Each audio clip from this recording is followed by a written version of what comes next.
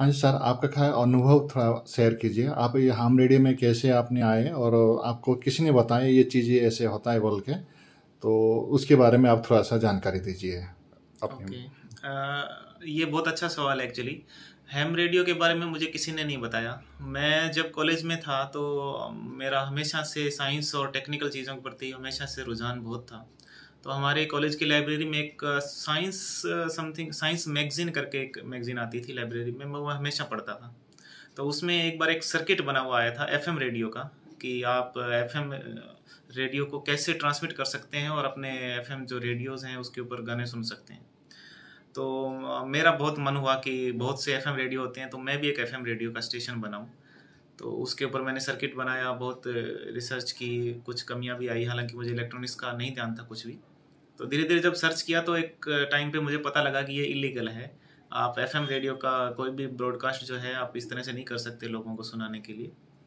तो उसके रूल्स के बारे में और आगे पढ़ा, क्यों इलीगल है, अगर इलीगल है तो अगर कोई करना चाहे तो क्या कर सकता है।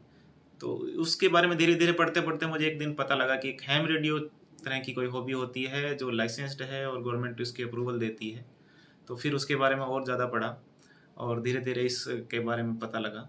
और बहुत इंटरेस्टिंग बात यह है कि मैं सिर्फ हैम रेडियो का पेपर देने के लिए दिल्ली से कोलकाता बाय फ्लाइट गया था। बहुत खर्चीला भी था, लेकिन ये पैशन है कि जब मुझे था कि नहीं पेपर देना है और लाइसेंस लेना है, तो मैं फर्स्ट टाइम मेरी लाइफ की फ़्लाइट, तो पेपर के लिए मैं फ़्लाइट पे चढ़ा और अपनी जगह से करीब 300 350 किलोमीटर दिल्ली गया और दिल्ली से फ़्लाइट से फिर कोलकाता गया। तो ये मेरी लाइफ का अनुभव है। और मुझे क्यों है कि मुझे बचपन से है, मेरा टेक्निकल चीज़ों के प्रति रुझान हमेशा से है। कुछ भी घर में ख़राब होता है तो मैं खोल खाल के तोड़ फोड़ देना, वो मेरा बचपन से है। जी जी। और अब इसमें कुछ पॉजिटिव चीज़ें भी हैं, कुछ फ़ायदा मिलने लगा है, एक ठीक कर लेता हूँ चीज़ों को। जी जी। और मुझे नहीं लगता कि घर पे पिछले 5-10 सालों से कोई मिस्त्री आया होगा, इलेक्ट्रॉनिक्स का भी नहीं, प्लम्बिंग का भी नहीं, किसी भी तरह का। जी। और अब वो जो साइंटिफिक हॉबी है वो एक नए लेवल तक जा चुकी है। मैं वेल्डिंग मशीन पे घर पे ला चुका हूँ। अच्छा। तो घर पे जितना भी वेल्डिंग का कुछ भी काम होता है उसके लिए भी अब मिस्त्री, जो भी इलेक्ट्रिशियन या जो भी होता है वो नहीं आता है। जी जी। तो ये चीज़ें हैं और बहुत ही इंटरेस्टिंग हॉबी है। और मैं तो यही कहूँगा कि हर आदमी को इस तरह की हॉबी में ज्वाइन करना चाहिए। नए नए एक्सपीरियंस होते हैं, बहुत कुछ सीखने को मिलता है, देश विदेश के लोगों से बात होती है और बहुत सी कल्चरल चीज़ें, साइंटिफिक चीज़ें, उनके बारे में पता लगता है। तो ये है। हाँ जी सर, आपने बताया आपका अनुभव बहुत अच्छा था। आपने पेपर देने के लिए खास फ्लाइट में चढ़ के कोलकाता तक गए हैं, जी बहुत खर्चा किए हैं। जी तो ऐसे सभी को होना चाहिए, इंटरेस्ट होना चाहिए कि हम भी हैम रेडियो व अमेचर रेडियो में इंटरेस्ट लेके इसमें काम करना चाहिए, ताकि हमको फ्यूचर में जब अपने का मोबाइल टावर या जो भी है कम्युनिकेशन है नेटवर्क, वो जब फेल हो जाएगा तब हम इसी रेडियो से ही एक दूसरे से कम्युनिकेशन कर सकते हैं। तो ये तो आसपास में होता है। जब हम बड़े सिस्टम लेंगे, एचएफ लेंगे, वीएचएफ लेंगे, वो तो ज़्यादा लॉन्ग रेंज रहता है, तो उसमें हम जाके काम कर सकते हो, तो किसी से भी हम कांटेक्ट कर सकते हैं इसमें। जी तो इसमें अभी डिजिटल भी अभी आता है, जैसे इकोलिंक ने बताया, अपने इकोलिंक का भी उसमें भी करना पड़ता है। इकोलिंक का भी यूज करेंगे तो भी उसमें आपको आम रेडियो का लाइसेंस देना पड़ेगा, अप्रूवल होने के बाद इसमें चला सकते हैं। ऐसे बहुत सारे हैं जो कि डीएमआर भी है और डी स्टार भी है, तो वो डिजिटल में आता है। जी इकोलिंक तो मेन है, हम जी इकोलिक्स में काम करते हैं। तो अपनी जो कॉल साइन है VU2ZKC कुलदीप जी, जो हनुमान जी हनुमानगढ़ से आए हैं राजस्थान से, और यहाँ पर अपने बाबा के घर में सेटिंग करके दिए इको लिंक के पूरे। तो जो अचलगढ़ में टावर लगी है वहाँ पर 2 सेट लगाया। तो जी। कौन सा लगाया अपने टावर उसमें, जो कि 2 रिपीटर है, दो। एक तो VU2BK नाम से और एक VU2WMF नाम से। UHF एंड VHF के 2 रिपीटर हैं और जी एक लिंक स्टेशन है जो यहाँ ग्राउंड में लगाया है। जी। और डिजिटल में आपने कहा, तो डिजिटल में भी 2 तरह के डिजिटल चीज़ें चलती हैं, एक इंटरनेट के थ्रू है, एक ओनली रेडियो के थ्रू है। तो इंटरनेट वाली तो जैसे आपने कहा कुछ भी प्रॉब्लम आई तो वो सब बंद हो जाएगा। और एनालॉग में भी डिजिटल है। आप जैसे मैंने बहुत बार ट्राई किया है कि आप बिना किसी इंटरनेट का यूज़ करते हुए ईमेल कर सकते हैं। जैसे आपके लोकल एरिया में इंटरनेट नहीं है तो HF के थ्रू आप उसी सिग्नल को किसी और देश में ट्रांसफ़र करेंगे और वहाँ पे कोई उसे रिसीव करेगा और इंटरनेट पे भेजेगा, तो सामने वाली पार्टी एटलीस्ट उसको रिसीव कर सकती है। ये काफ़ी पुरानी टेक्नोलॉजी है लेकिन बहुत इंटरेस्टिंग है कि आपके पास कोई कम्युनिकेशन का मीडियम नहीं है और आप ईमेल कर सकते हैं, आप फ़ोटो भेज सकते हैं, और चैटिंग टाइप के भी बहुत से प्रोग्राम हैं। आप यहाँ कंप्यूटर में लिखते हैं और कोई आपके पास इंटरनेट का लिंक नहीं है और सामने वाला आपसे चैटिंग कर रहा है, वो सब रेडियो के थ्रू पॉसिबल है। तो वो चीज़ें हो सकती हैं। तो ये बात है, और मैं फिर सभी लोगों से गुजारिश करूँगा कि हर आदमी को एटलीस्ट इस तरह की हॉबी में आना चाहिए और बहुत इंटरेस्टिंग चीज़ है।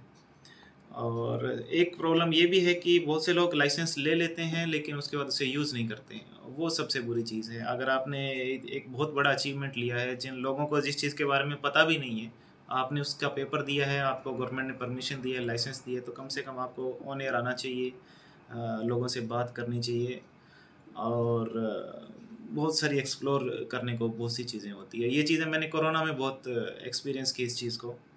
बाहर कहीं नहीं जा सकते थे, हालांकि मैं गवर्नमेंट सर्विस में हूँ और अभी पोस्टिंग भी मेरी मेडिकल हेल्थ में है, IT का मेरा सेक्टर है, तो हालांकि मुझे जाना होता था डेली, लेकिन ऑफिस जाना और घर आना, रास्ते में ना किसी से रुक सकते हैं ना किसी से बात कर सकते हैं। उस टाइम रेडियो बहुत कमाल की चीज़ थी मेरे लिए।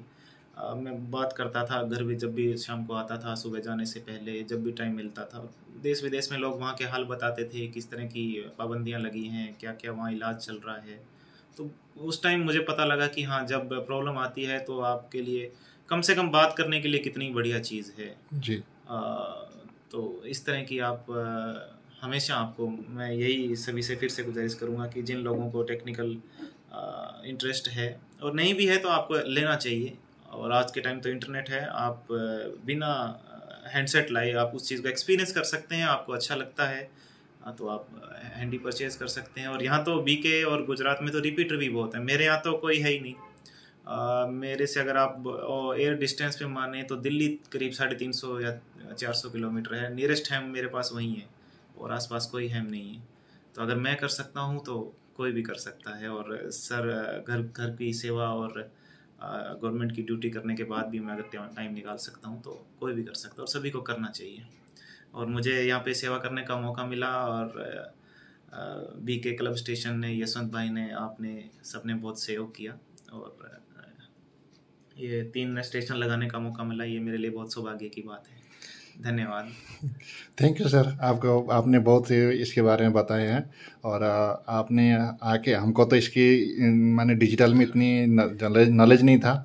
हम ढूंढते थे कि हम किसी से मदद लेके करेंगे, तो फाइनली आपसे हम बात करके फिर आपको बुलाया यहाँ पर अपना बाबा के घर में, मधुवन शांतिवन में। तो आपने सेटिंग कर दिया। तो इसमें हम खूब सेवा करेंगे आगे चल के, बहुत आगे। तो जो भी नए भाई बहन हैं जिनके पास लाइसेंस है, और उनको भी हम इसी ग्रुप में ले लेंगे, जो ई-कॉलिंग के ग्रुप में लेके उनको भी इसके बारे में जानकारी देंगे और कैसे यूज करना, कैसे बात करने का, उसके ऊपर डिटेल बताएंगे। आपने एक बातें बताई बीच में, जो कि हमने फ़ोटो भी भेज सकते हैं, टेक्स्ट मैसेज भी भेज सकते हैं। वो मैं सुना था जो D-Star होती है कि रेडियो होता है, तो उसमें डिजिटल में होता है, जिसमें उसमें कोई इंटरनेट की ज़रूरत नहीं पड़ता। D-Star होता है, D-Star का होता है। तो उसमें वो फैसिलिटी में देखा था, लेकिन बहुत कॉस्टली रेडियो होता है वो चीज़ है D-Star का।